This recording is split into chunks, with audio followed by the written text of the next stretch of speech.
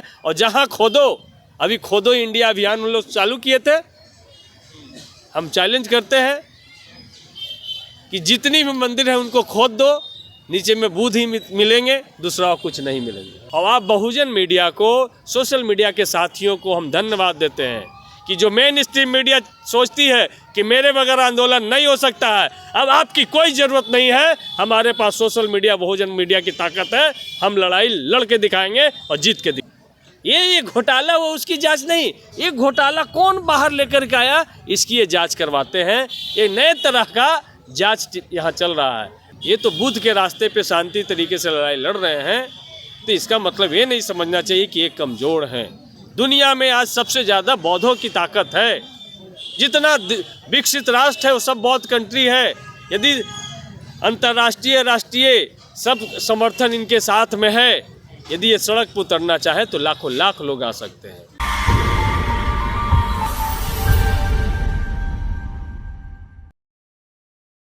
Sir, पिछले 12-13 दिनों से बुद्धिस्ट लोग आंदोलन कर रहे हैं, हंगरी पीसफुल प्रोटेस्ट कर रहे हैं, हंगरी स्ट्राइक कर रहे हैं कि बौद्ध विहार को ब्राह्मणों से मुक्त किया जाए।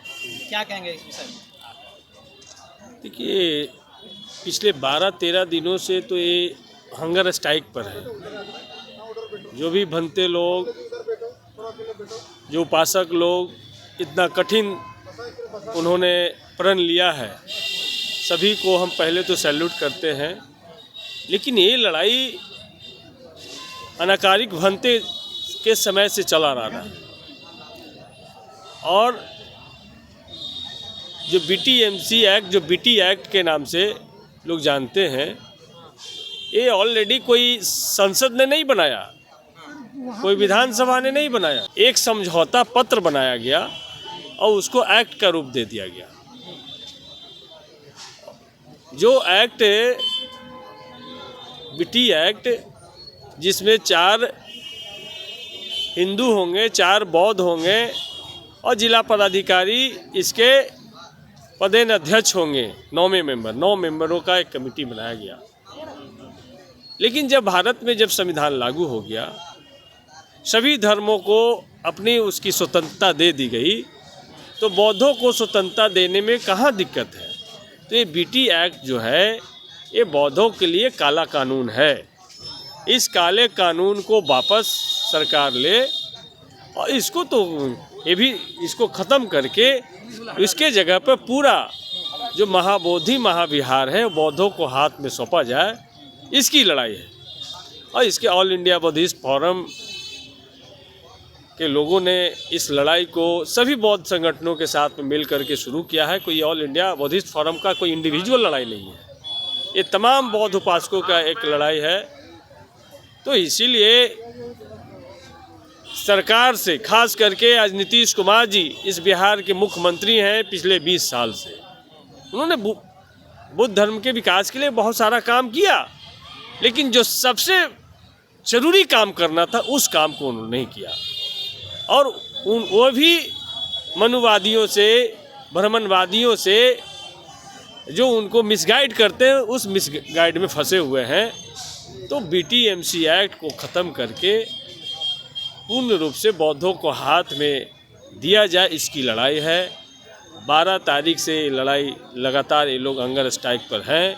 अभी तक कोई लिखित आश्वासन इन लोगों को नहीं मिला है। अभी तक सरकार का कोई प्रतिनिधि इनसे आके बात नहीं किया है। धमकी देने जरूर कोई आते हैं कि आप हटा लो, कानूनी कार्रवाई करेंगे, जेल में डालेंगे। भैया जेल में डालो। 84 दिन CNRC NPR के खिलाफ में इस देश के बहुजन समाज के लोग जब बैठे तो आपने लोगों को जेल में डाला, फिर अंत में आप उस एक्ट को शिथिल किया। देश के किसानों ने जब 3 कृषि कानून, जो काला कानून था किसानों का, उसके खिलाफ में जब सड़क पर उतरे, जब गाजीपुर बॉर्डर से लेकर के बाघा बॉर्डर, तमाम बॉर्डर पर जब बैठे, तो आपने उस 3 कृषि कानून को वापस लिया। तो यदि आप चाहते हैं कि बुद्ध के अनुयायी, अम्बेडकर के अनुयायी, पेरियार के अनुयायी, यदि आप जगदेव के अनुयायी अगर चाहते हैं कि उसी तरीके से, जिस तरीके से किसान लड़ाई लड़े, जिस तरीके से CNRC को लेकर के हमारे बहुजन समाज के लोगों ने लड़ाई लड़ा, क्या उसी तरीके से ये लड़ाई लड़ें? ये तो बुद्ध के रास्ते पे शांति तरीके से लड़ाई लड़ रहे हैं, तो इसका मतलब ये नहीं समझना चाहिए कि ये कमज़ोर हैं। दुनिया में आज सबसे ज़्यादा बौद्धों की ताकत है। जितना विकसित राष्ट्र है वो सब बौद्ध कंट्री है। यदि अंतर्राष्ट्रीय राष्ट्रीय सब समर्थन इनके साथ में है, यदि ये सड़क पर उतरना चाहे तो लाखों लाख लोग आ सकते हैं। इसलिए सरकार से हम अपील करने आए हैं, सदन में भी इन सवाल को लेकर के हम लोग आज स्थगन प्रस्ताव देंगे कि सरकार से हम अपील करने आए हैं कि इनके जायज़ मांगों को, इनके संवैधानिक मांगों को सरकार एक्सेप्ट करे, और नहीं तो ज़रूरत पड़ा तो हम लोग दिल्ली के तरफ कूच करेंगे और सरकार चलाना देश में मुश्किल हो जाएगा। हम उनको कहना चाहिए, जिक्र कर रहे थे वो बताएंगे, पर्ची दिखा रहे। हाँ, घोटाला तो लगातार हो रहा है। जो भी BTMC में जो मेंबर्स हैं, यहाँ जो कर्मचारी हैं, यहाँ जो सेक्रेटरी हैं, उनके द्वारा लगातार घोटाले किए जा रहे हैं।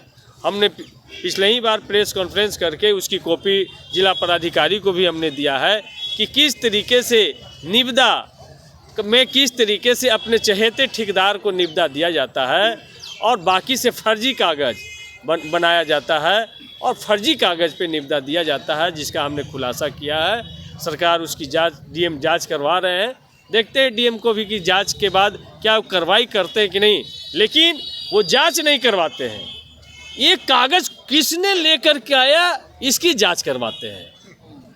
ये घोटाला वो उसकी जांच नहीं, ये घोटाला कौन बाहर लेकर के आया, इसकी ये जांच करवाते हैं।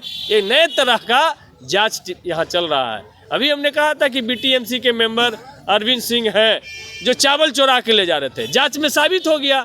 तो मुख्यमंत्री को लिखे कि भाई अरविंद सिंह चावल चोर हैं, BTMC का चावल चुरा के लेकर के जाते हैं, जो बौद्धों के लिए, भूखों के लिए दान लोग देते हैं, जो बौद्ध मंदिर में खीर के लिए दान आता है, वो चावल वो अपने गाड़ी काला स्कॉर्पियो में पैक करके लेके जाते हैं। अभी हम आरोप लगा रहे हैं कि जो वो गाड़ी से, जिस गाड़ी से घूम रहे हैं, उसका किस्ती बोध गया मैनेजमेंट कमेटी भरता है। इस आरोप की जांच करवाएं वो। तो तमाम चीज़ घोटाला चल रहा है। और आप बहुजन मीडिया को, सोशल मीडिया के साथियों को हम धन्यवाद देते हैं कि जो मेन स्ट्रीम मीडिया सोचती है कि मेरे बगैर आंदोलन नहीं हो सकता है, अब आपकी कोई ज़रूरत नहीं है। हमारे पास सोशल मीडिया, बहुजन मीडिया की ताकत है। हम लड़ाई लड़ के दिखाएंगे और जीत के दिखाएंगे। एक सवाल और है, ये जो जिस BTMC में तमाम सदस्य गैर बुद्धिस्ट, अगर वो हट जाएंगे और सारा का सारा अधिकार बौद्धों को मिलेगा तो क्या लाभ होगा, और ये है तो क्या हानि हो रहा है? देखिए, सबसे बड़ा वर्ल्ड पीस सेंटर ये है हमारा। वर्ल्ड पीस सेंटर को ये लोग वर्ल्ड ट्रेड सेंटर बनाए हैं। आप जाके देखेंगे कि बोध गया महाबोधि मंदिर के जो असली स्वरूप है, इसके साथ वो खिलवाड़ कर रहे हैं। जहाँ पर बौद्ध का मुकुट, बौद्धों का फोटो जहाँ लगा है, वो उसको 5 पांडव बता रहे हैं, सहदेव, नकुल, सहदेव बता रहे हैं। तो बौद्धों के वास्तविक इतिहास से छेड़छाड़ कर रहे हैं। जहाँ पे दान पात्र रखा है, जहाँ पर मोमबत्ती जलाने का जगह था, उस जगह को शिवलिंग वाला जगह बता रहे हैं। और इसको बिहार विधानसभा के स्पीकर भी कहते हैं। बगैर साक्ष्य के अभाव में आर्कियोलॉजिकल सर्वे ऑफ इंडिया से भी बड़ा वो रिसर्चर हो गए हैं। यहाँ के तत्कालीन जो पिछले राज्यपाल थे, वो आकर के तो इसको विष्णु का अवतार घोषित कर रहे थे। तो क्या ये चल रहा है? क्या हमारे बौद्ध मंदिर, बौद्ध इतिहास, जो बुद्ध ने जहाँ पर ज्ञान की खोज की, जहाँ पे सम्राट अशोक ने मूर्ति बनाया, जहाँ लॉर्ड कनिंघम ने इसकी खुदाई करवाई, उस जगह को ये अतिक्रमण करना चाहते हैं। ये हम साफ साफ करना चाहते हैं। इसलिए दुनिया के तमाम बौद्ध अपने बौद्ध स्थल को बचाने के लिए इस लड़ाई में साथ आए, हम सबसे अपील करना चाहते हैं। सवाल, जैसा कि बुद्धिस्ट लोग भारत में माइनॉरिटी में हैं, तो क्या माइनॉरिटी समझ के इनकी बातों को दरकिनार किया जा रहा है, इनकी बातों को नहीं सुना जा रहा है माइनॉरिटी समझ करके? नहीं, बुद्ध भारत में माइनॉरिटी में है, लेकिन सोच में सबसे आगे हैं। बुद्ध पैदल चल के पूरी दुनिया में छा गए और उनके लोग विमान से उड़ते रहे, भारत के सीमा से बाहर नहीं गए। तो बुद्ध माइनॉरिटी में कैसे है? बुद्ध की सोच तो पूरी दुनिया का सोच है। बुद्ध पैदल चल चल के दुनिया के हर एक देश में बुद्ध छा गए।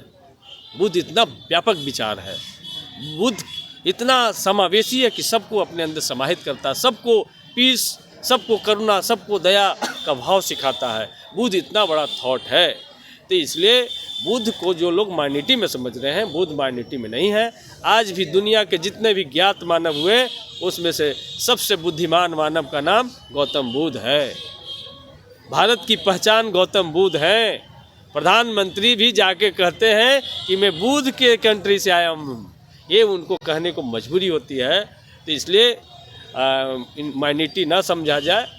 संख्या हमारी भले ही कम हो सकती है, लेकिन जिस दिन बहुजन समाज के लोग अपना वास्तविक इतिहास समझेंगे, भारत का 90% आबादी बौद्धों की आबादी है। भारत के 90% लोग बौद्ध के मानने वाले, उनका वंशावली, उनके बौद्ध से कनेक्टिविटी अगर वंशावली निकाला जाए तो उनको बौद्ध से कनेक्टिविटी मिलेगा।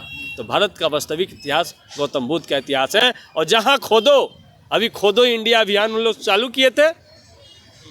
हम चैलेंज करते हैं कि जितनी भी मंदिर है उनको खोद दो, नीचे में बुद्ध ही मिलेंगे, दूसरा कुछ नहीं मिलेंगे।